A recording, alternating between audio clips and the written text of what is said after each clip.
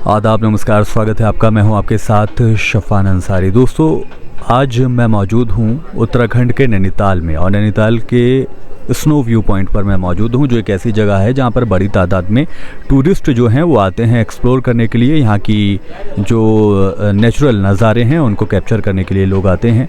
यहां मेरा आने का मकसद पहला तो घूमना ही था और दूसरा ये भी था कि आखिर रियलिटी चेक की जाए। जिस तरीके से पहलगाम में हमला हुआ, उसके बाद कश्मीर का जो टूरिज़्म है वो पूरी तरह से ठप हो गया है। दूसरी बात करें नैनीताल की, तो नैनीताल में जो दो समुदायों के बीच झड़प हुई, बहुत सारी वीडियोस हमने देखी जहां पर कुछ होटल्स पर, कुछ ख़ास समुदाय के होटल्स के ऊपर भी हमला किया गया, तोड़फोड़ की गई। हालांकि वो एक रेप वाला मामला था, लेकिन उसको जो है एक अलग एंगल देने की कोशिश की गई थी, जिसका असर जो है वो उत्तराखंड के ऊपर बुरा पड़ा है, ख़ासतौर पे यहाँ के टूरिज़्म को लेकर। क्योंकि जिस तरीके से होटलों में तोड़फोड़ की गई, लोगों के साथ हाथापाई की गई, उसके बाद लोगों में कहीं ना कहीं डर है। मैं अगर अपना भी एक्सपीरियंस आपको बताऊं तो मैं जब यहाँ पर आ रहा था तो जिन लोगों से मेरी बात हुई तो उन लोगों ने भी इस बात का जिक्र किया। कश्मीर में ज़ाहिर तौर पर यहाँ पर असर हुआ था, लेकिन नैनीताल में अभी कुछ इतना ज़्यादा नहीं है। हालांकि इस बात को तकरीबन 10 दिन गुजर चुके हैं, तो अब माहौल यहाँ पर ठंडा है। हाँ, सिक्योरिटी पूरी तरह से टाइट है और माहौल को पूरी तरीके से कंट्रोल में रखने की कोशिश भी की जा रही है। तो कुछ लोगों से हमने बात करने की कोशिश की है, ख़ासतौर पर जो लोग यहाँ पर कैफ़ेज़ चलाते हैं, जो आपके लिए खाने का इंतज़ाम करते हैं, उन लोगों का क्या कहना है।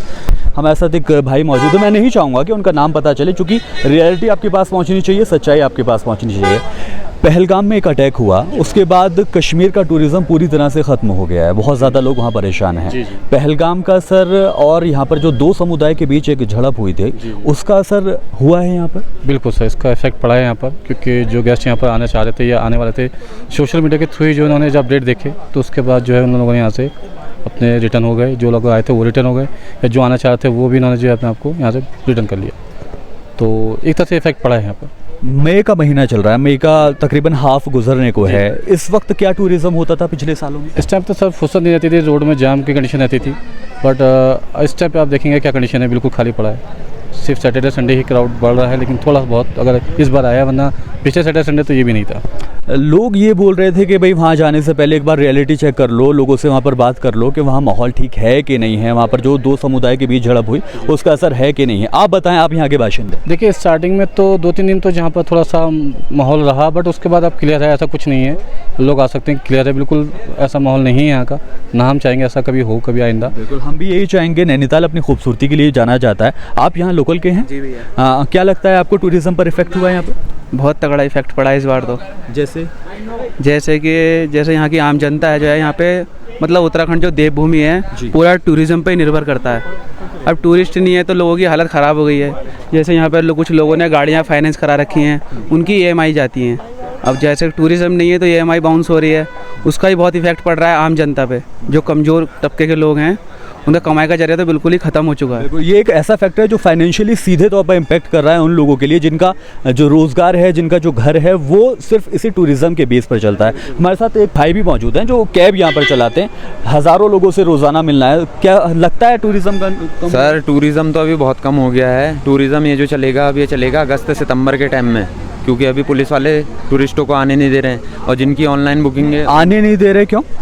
जिनकी ऑनलाइन बुकिंग होती है उनको ही आने देते हैं। मई और जून का ये 2 महीने ऐसे होते हैं जिनकी ऑनलाइन बुकिंग होती है नैनीताल के अंदर, उनको ही आने देते हैं, क्योंकि यहाँ पे होटल कम पड़ जाते हैं, गाड़ियों का क्राउड हो जाता है। अब पुलिस प्रशासन की भी क्या गलती है इसमें, सबको ही कंट्रोल में करके चलना है। तो यह है थोड़ा सा, ये जो पहलगाम में हुआ है इसका सब पूरे भारत में ही असर पड़ा है, सबका ही असर पड़ा है, सबका ही अर्थव्यवस्था। और 3-4 दिन तो यहाँ पे ऐसा जैसे लॉकडाउन लग गया था, अर्थव्यवस्था बिगड़ गई थी। तो यह है कि अब ऐसा नहीं है, माहौल थोड़ा शांत हो गया है, तो थोड़ा टूरिस्ट आएँ, अपना व्यूज़ वगैरह यहाँ नेचर को देखने आए, हम तो यही कहेंगे।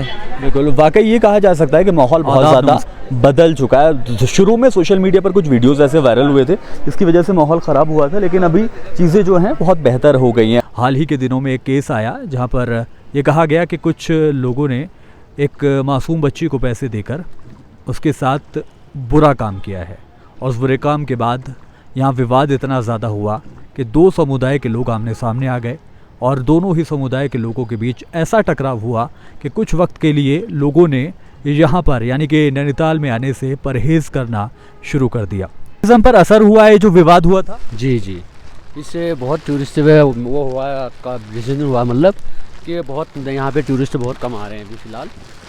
मतलब 100 में से लगा लो कि 10% आ रहे हैं अभी फ़िलहाल। तो आप मानते हैं कि जो तनाव हुआ था उसके पीछे मतलब पॉलिटिकल लोगों ने माहौल को और ज़्यादा ख़राब करने की कोशिश की? हाँ, आमने सामने संगठन का हुआ था, फिर लोगों ने विवाद करना ज़्यादा स्टार्ट कर दिया कि जिससे वो विवाद बढ़ गई, तो सारी चीज़ों में यहाँ पे बैन लग गया कि ये होना चाहिए, इसलिए थोड़ा बहुत उसमें पड़ गया। इसी से टूरिस्ट सीजन में भी बहुत से जो मुस्लिम्स लोगों के होटल हैं उनके साथ मारपीट भी की गई, वो होटल फिर से खुल गए? हाँ, फिर से खुल रहे हो।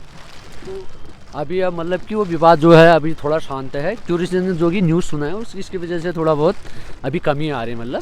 मतलब ये है कि सीधे तौर पर लोग अभी यहाँ पर आने से बच रहे हैं। हम हालांकि 2 दिन के एक्सपीरियंस के बाद यही कहेंगे कि अभी ऐसा कुछ नहीं है, माहौल बहुत अच्छा है। रियलिटी चेक हमने किया, लोगों से हमने बात की, वाकई माहौल बहुत अच्छा है।